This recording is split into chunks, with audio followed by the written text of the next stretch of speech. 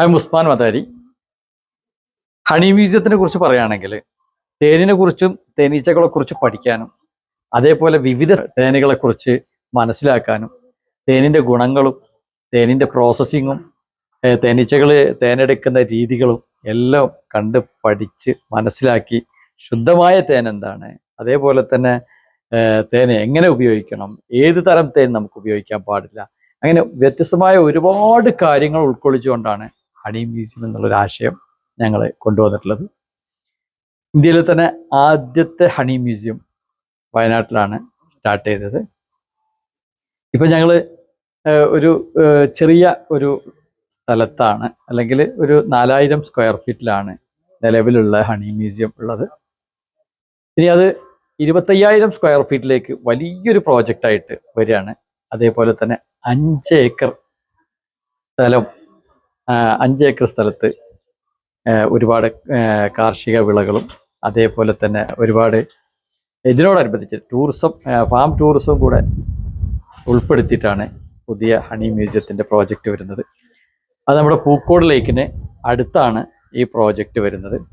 അപ്പം നമുക്കറിയാം, നമ്മളെ കുട്ടികളൊന്നും പറഞ്ഞാൽ കൃഷി കാണുന്നില്ല, അതേപോലെ തന്നെ മറ്റുള്ള രീതിയിലുള്ള കാര്യങ്ങളൊന്നും കാണാതെയാണ് ഇതൊക്കെ പിന്നെ ഇതിനെക്കുറിച്ചിട്ട് മനസ്സിലാക്കാതെയൊക്കെയാണുള്ളത്.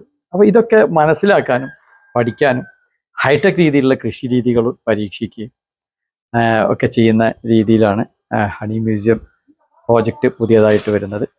അതേപോലെ തന്നെ ഹണി മ്യൂസിയത്തോടനുബന്ധിച്ചിട്ട് തന്നെ 22ഓളം പുതിയ പ്രോജക്റ്റുകൾ വിവിധ ആളുകൾ, ഇപ്പോൾ ഓരോ പ്രോജക്റ്റുകൾ ചെയ്യുന്നത് അവരുടെ ഒരു പ്രോജക്റ്റിൽ കഴിവ് തെളിയിച്ച ആളുകളുമായിട്ട് നമ്മൾ കൊളാബറേറ്റ് ചെയ്തുകൊണ്ട് 22ഓളം പുതിയ പ്രൊജക്റ്റുകളാണ് ഈ 25,000 സ്ക്വയർ ഫീറ്റിലും അതേപോലെ തന്നെ 5 ഏക്കർ ലാൻഡിലായിട്ട് നമ്മൾ സ്റ്റാർട്ട് ചെയ്യാൻ പോകുന്നത്. ഇത് നമ്മളുടെ വയനാട് എക്കോ പാർക്ക് എന്ന് പറഞ്ഞ്, ഇപ്പോൾ ഹണി മ്യൂസിയത്തിനോട് ചേർന്ന് തന്നെ വയനാട് എക്കോ പാർക്ക് എന്നുള്ള ഒരു പ്രോജക്റ്റും കൂടെ നമ്മൾ ഇപ്പോൾ സ്റ്റാർട്ട് ചെയ്തതാണ്. അപ്പോൾ അതിലെ കൃഷിത്തോട്ടങ്ങളാണ്. ഇവിടെ ലൈവ് ഫിഷിങ് വരുന്നുണ്ട്, ഒരുപാട് കൃഷികൾ വരുന്നുണ്ട്. വിവിധ തരം കൃഷികൾ ഹൈടെക് രീതിയിലാണ് ഇവിടെ നമ്മൾ എന്താക്കിയിട്ടുള്ളത്, ഇതിനെ കൃഷി ചെയ്തിരിക്കുന്നത്. വിവിധ തരം കൃഷികളുണ്ട്, അതൊക്കെ ലൈവായിട്ട് ആളുകൾക്ക് കാണാനും ലൈവായിട്ട് പർച്ചേസ് ചെയ്യാനൊക്കെ പറ്റുന്ന രീതിയിലാണ് ഇത് നമ്മളിവിടെ ചെയ്തിട്ടുള്ളത്. നമ്മളൊരു ഒരു വ്യത്യസ്തമായ രീതിയിലാണ് ഇവിടെ കൃഷി ചെയ്യുന്നത്. നമുക്ക് എത്ര ആധുനിക രീതി ഇവിടെ ഉപയോഗിക്കാൻ പറ്റുമോ അതൊക്കെ നമ്മൾ ഉപയോഗിക്കുന്നുണ്ട്. എന്നെ സംബന്ധിച്ചിടത്തോളം ഞാനൊരു കച്ചവടക്കാരനാണ്, ബിസിനസ്സുകാരനാണ്. അപ്പോൾ എനിക്ക് കൃഷിൻ്റെ കാര്യങ്ങൾ എന്ന് പറഞ്ഞാൽ അതിനോട് താല്പര്യമാണ്. ഏതൊരാൾക്കും കൃഷി എന്ന് പറയുമ്പോൾ താല്പര്യമാണ്. കാരണം ഒരു ഉൽപ്പാദന മേഖലയിൽ പിന്നെ ചെയ്യുമ്പോൾ നമുക്ക് ലാഭം കിട്ടിയിട്ടില്ല, അത് ഒരു താല്പര്യമാണ്. അപ്പം അങ്ങനെ ചെയ്യുന്ന സമയത്ത് ഇതൊന്നും ബിസിനസ്സുകാരനായ എനിക്ക് ഫുൾ ടൈം ഇതിൽ ശ്രദ്ധിക്കാനൊന്നും പറ്റില്ല. അപ്പോൾ ഈ കൃഷിയുടെ രീതികളും അതിൻ്റെ കാര്യങ്ങളൊക്കെ കൂടുതലായിട്ട് അറിയുന്നത് പിന്നെ എൻ്റെ കസിന് കൂടെ ആയിട്ടുള്ള അനൂസാണ്. അതാണ് ഈ കൃഷിയൊക്കെ നോക്കുന്നത്. അപ്പോൾ ഇതിനെക്കുറിച്ചുള്ള കുറച്ച് കാര്യങ്ങളൊക്കെ ഉപരി പറഞ്ഞുതരും. ഇതില് കൃഷി എന്ന് പറഞ്ഞാൽ നമ്മൾ ഒട്ടുമിക്ക കേരളത്തിൽ കിട്ടാവുന്ന എല്ലാ ഐറ്റംസും നമ്മൾ ഇവിടെ ഉൾപ്പെടുത്തിയിട്ടുണ്ട്. ഇനി കുറേ സാധനം കൂടെ കൊണ്ടുവരാനുണ്ട്. കുറേ വെറൈറ്റി ആയിട്ടുള്ള ഒരുപാട് സാധനങ്ങൾ മുന്നോട്ട് കൊണ്ടുവരാനുണ്ട്. ഇതൊക്കെ ഈ ഒരു വർഷത്തോടു കൂടി 2 മാസം കൊണ്ട് ഈ ഒരു വിളവ് തീരുന്നതോട് കൂടി അടുത്തത് ഈ എല്ലാ കാര്യങ്ങളും നമ്മളിവിടെ നല്ല വൃത്തിയായിട്ട് ചെയ്തിരിക്കും. പിന്നെ ഇതിൽ നമ്മൾ കൂടുതലായിട്ട് ഉൾപ്പെടുത്തിയിട്ടുള്ള ഹൈടെക് ഐറ്റംസ് ആണ്. ഹൈടെക് ഒരു രീതിയാണ് നമ്മൾ ഉപയോഗിച്ചിട്ടുള്ളത്. ഫുള്ള് മൾച്ചിങ് ഷീറ്റ് ഇട്ടിട്ടുണ്ട്. പിന്നെ ട്രിപ്പ് ഇറിഗേഷൻ വഴിയാണ് വെള്ളത്തിൻ്റെ എല്ലാ പരിപാടി അങ്ങനെയാണ്. ഇപ്പോൾ ഇത്രയും ഏരിയ നമ്മളൊരു 40 മിനിറ്റ് കൊണ്ട് നമുക്ക് എന്താക്കാം, ഒരാൾ നിന്നാൽ 40 മിനിറ്റ് കൊണ്ട് നനച്ച് തീർക്കാം. അതൊരാൾ നിൽക്കുക എന്ന് പറഞ്ഞാൽ വെറുതെ നിന്നാൽ മതി, ഒരു വാൽവ് തിരിക്കേണ്ട ഒരു പണി മാത്രമേ ഇവിടെ വരുന്നുള്ളൂ. ആ രീതിയിലാണ് ഇപ്പോൾ ചെയ്തിട്ടുള്ളത്. ഇതൊന്നും കൂടി ഹൈടെക് ആക്കാനുണ്ട്. അത് വരുന്ന ഒരു തുടർന്നുള്ള പരിപാടികളൊക്കെ നമ്മൾ ഒന്നും കൂടി ഹൈടെക് ആക്കിയിട്ട് എല്ലാ മേഖലയിലും ഹൈടെക് ആക്കിയിട്ട് തന്നെ വരും. ഇതിലിപ്പോൾ നമുക്ക് വിളവെടുക്കാനായത് ഇപ്പോൾ നൂൽക്കോളാണ്. നൂൽക്കോൾ നമ്മൾ ഓൾറെഡി വിളവെടുത്ത് ഏകദേശം ഒരു 80% വിളവെടുപ്പ് തീർന്നു. ഇനി അതിൻ്റെ ബാക്കിയുള്ളതാണ് ഇപ്പോൾ വിളവെടുത്തുകൊണ്ട് നിൽക്കുന്നത്.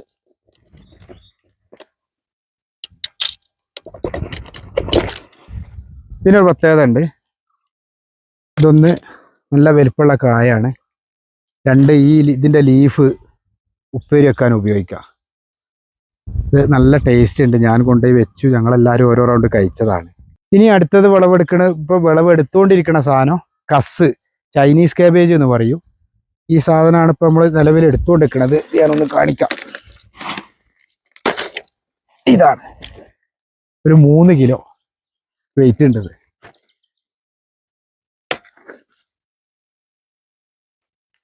ഇതിന്റെ മോൾഭാഗം കുറച്ച് പറിച്ച് കളഞ്ഞാൽ ഓക്കെ ആയി. പിന്നെ ഇതിൻ്റെയൊക്കെ ഒരു ഏറ്റവും ധൈര്യം എന്ന് പറഞ്ഞാൽ ഈ സാധനം ഇങ്ങനെ കഴിക്കാം. ഒരു ഓർഗാനിക് അല്ലാതെ വേറൊരു സാധനം ഇതിൽ എന്താക്കിയിട്ടില്ല, നിലവിൽ നമ്മൾ കയറ്റിയിട്ടില്ല. പച്ചക്ക് കഴിക്കാം, ഇങ്ങനെ കഴിക്കാം. നമ്മൾ ഇവിടുന്ന് പറിച്ചു ഇവിടുന്ന് കഴിക്കുന്നു.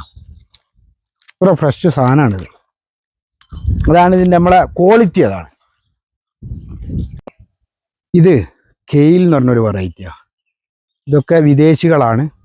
ഇതൊക്കെ ഇപ്പം നമ്മളെ നാട്ടിൽ കുറഞ്ഞ സമയമായിട്ടേ ഉള്ളൂ വന്നിട്ട്. ഒന്നും അത്ര വിപുലമായിട്ട് വൈത്തിരി പഞ്ചായത്തിലൊന്നും അങ്ങനെ ആരും കൃഷി ചെയ്തതായിട്ട് എനിക്ക് അറിവിലില്ല. വയനാട് ജില്ലയിൽ നോക്കുകയാണെങ്കിൽ കുറഞ്ഞ ആളുകളൊക്കെ ചെയ്തിട്ടുണ്ട്. കൂടുതൽ ഒരാൾ ചെയ്തിട്ടുണ്ട്. ഇതിൻ്റെ ലീഫ് പറിക്കുക ചെയ്യുക. ഇതിൻ്റെ ലീഫ് ഒടിക്കുക, ഈ വലിയ തണ്ട് ഒഴിവാക്കുക. ഇത് ഉപ്പേരി വെക്കാം, സലാഡിൽ കഴിക്കാം, പിന്നെ ഇത് ഉണക്കി പൊടിക്കാം, പൊടിച്ച് കഴിക്കാം. അങ്ങനെ പല രീതിയിലും ഇത് ഉപയോഗിക്കുന്നുണ്ട്. അതേപോലെ നമ്മളിവിടെ വെറൈറ്റി ആയിട്ട് വേറൊരു ഐറ്റം ചെയ്തിട്ടുള്ളത് സുച്ചിനി, അതുപോലെ ഗൾഫിലൊക്കെ ഇതിന് കൂസ് എന്ന് പറയും. ആ സാധനമാണ്. ഇതിൻ്റെ 2 വെറൈറ്റി കൊടുക്കുന്നത്. അതുപോലെ ഒരു വെറൈറ്റി ഇപ്പോൾ നമ്മളെടുത്ത് ആയി. എന്താ സാധനം? ഇതൊരു മത്തൻ്റെ ഒക്കെ വേറെ ഒരു സ്റ്റൈലിലുള്ളൊരു സാധനമാണ്. നമുക്ക് വിളവെടുക്കാം. ഇതിനൊരു പ്രത്യേകത ഉണ്ട്. സലാഡിൽ ഉപയോഗിക്കാം.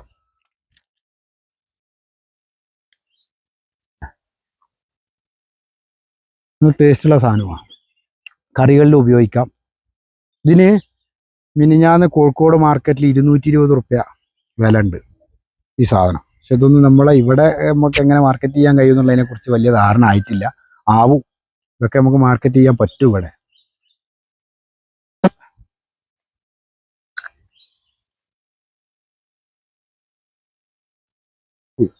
ഇത് മുഴുവനും ചീരയും പാവലുമാണ്.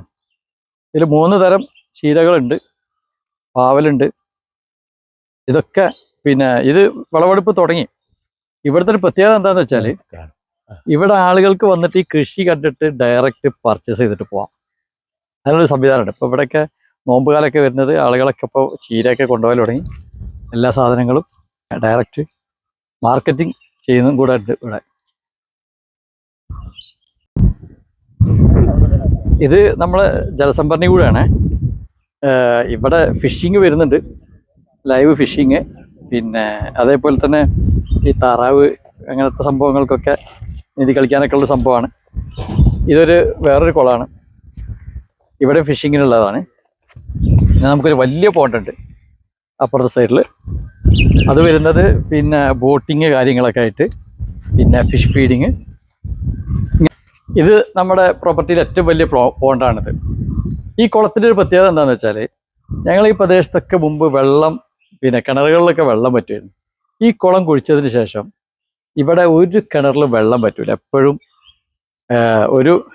ഒരു പരിധിക്ക് വെള്ളം എപ്പോഴും നിൽക്കും.